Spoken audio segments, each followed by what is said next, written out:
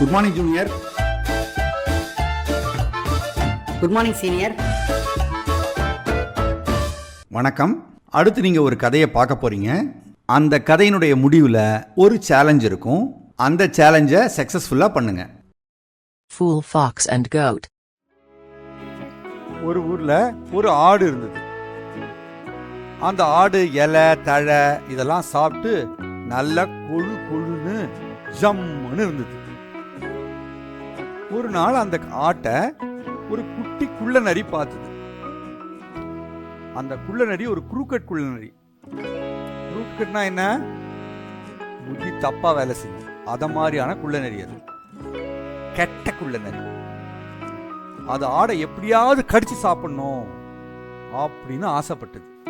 ஆனா ஆடு ரொம்ப பெருசா இருக்கு, குள்ள நரி குட்டியா இருக்கு. அதனால அதுக்கு பயம். ஆடு கிட்ட போனா ஆடு நம்மளை முட்டித்துனா நம்ம செத்து போயிடுவோம்னு பயம்.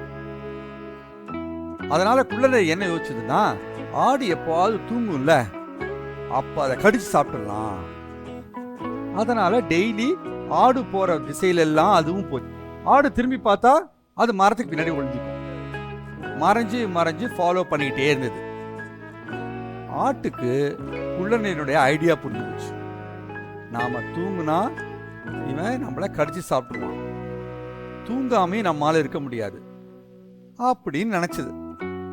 ஆடு குள்ளநரி கிட்ட போய், குள்ளநரி நீ எதுக்கு என்ன தொடர்ந்து வர? அதுக்கு குள்ளநரி, சும்மாதான் உன் கூட ஃப்ரெண்டா இருக்கிறதுக்காக தொடர்ந்து வரேன் அப்படின்னு போய் சொல்லிச்சு. ஆடு சும்மா இருக்குமா?